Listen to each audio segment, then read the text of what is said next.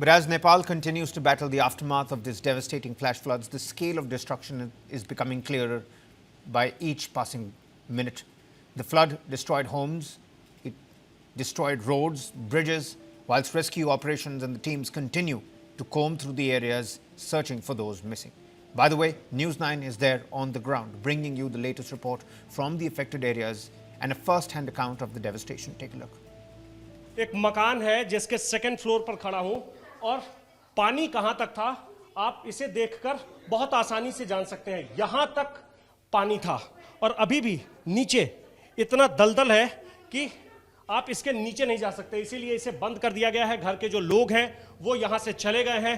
कुछ लोग जिनका ये घर है वो मेरे साथ यहाँ आए हैं, किसी तरह जान बचाकर वो लोग भाग गए थे। हम उनके साथ भी बातचीत करेंगे, लेकिन आप इसे देखकर बहुत आसानी से ये जान सकते हैं, ये अंदाज़ा लगा सकते हैं कि किस तरह की ये तबाही थी, किस तरह का वो मंजर रहा होगा, खतरनाक मंजर, कि लोगों ने किसी भी तरीके से अपनी जान को बचाकर यहाँ से भागने में सफल रहे।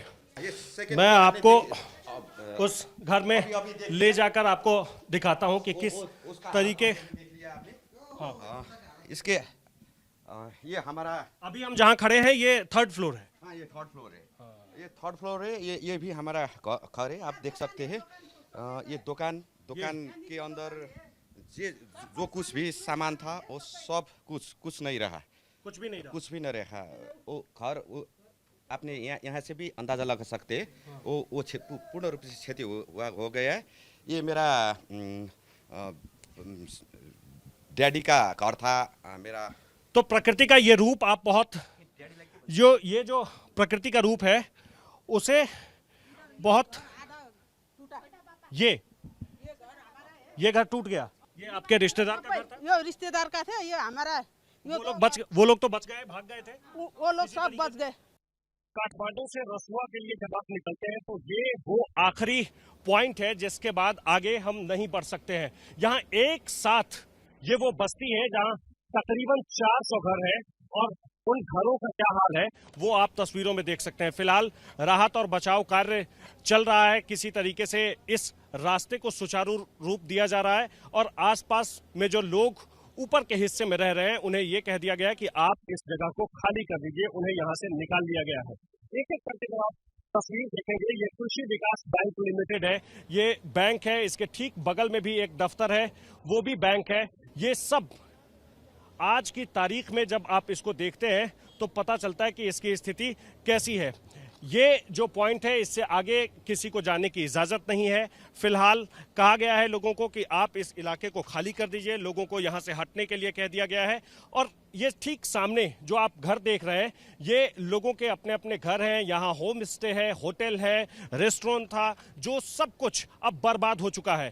कल दोपहर तक यहाँ की तस्वीर बदल गई, कल सुबह जो कुछ भी तस्वीर थी दोपहर आते आते वो तस्वीर बदल गई और अभी हालात ये है कि यहाँ कितने लोग रह रहे थे, कितने लोग बचे हैं, कितने लोग यहाँ से निकलकर सुरक्षित किसी ठिकाने पर पहुंच गए, इसका कोई अंदाजा नहीं है। ऊपर वाले हिस्से में, नदी के एक दूसरे हिस्से में देखेंगे, ऊपर वाले हिस्से में जो कुछ घर नजर आ रहे हैं उन घरों में जितने लोग रह रहे थे उन्हें भी साफ तौर पर कह दिया गया है कि वो इस जगह को खाली कर दें, उन्हें वहां से बाहर निकाल लिया गया है, सुरक्षित स्थानों पर ले जाया गया है।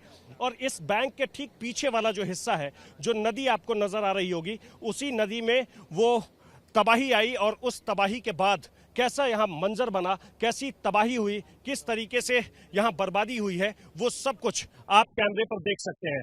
26 घंटे से ज़्यादा का वक्त बीत चुका है और जैसे जैसे वक्त बीतता जा रहा है तबाही की एक के बाद एक निशानियां और एक के बाद एक तस्वीरें अब नज़र आने लगी है। दूर तक आप देखेंगे तो इस बीच वाले हिस्से में एक ब्रिज था, उस ब्रिज का कुछ भी अता पता नहीं है, वो ब्रिज कहाँ चला गया। उसके बाद संपर्क बिल्कुल टूट गया है। काठमांडू से रसुआ जाने का जो एकमात्र रास्ता है वो रास्ता बाधित हो चुका है और इस बीच में आप ये जितने घर देख रहे हैं इन घरों को अब तो खाली कर ही लिया गया है। साथ ही साथ जो लोग पहले थे यहाँ, जो उस वक्त में यहाँ मौजूद थे, सुबह सुबह का वक्त था, कल 9 साढ़े 9 बजे का वक्त था, कहीं कोई रेस्टोरेंट में बैठा हुआ था, कहीं कोई अपने घर में था, कहीं कोई होटल में था और अब जब उस पर लोग नज़र दे रहे हैं, उसे देख रहे हैं, तब पता चल रहा है कि ये कितनी बड़ी तबाही है और इसका अंदाज़ा लगाने में अभी और थोड़ा वक्त लगेगा। जैसे जैसे आप नज़र घुमाएंगे मनीष एक एक करके दिखाते रहिए कि ये जितने घर आपको दिख रहे हैं, इन घरों में उस वक्त में लोग मौजूद थे, कुछ पर्यटक मौजूद थे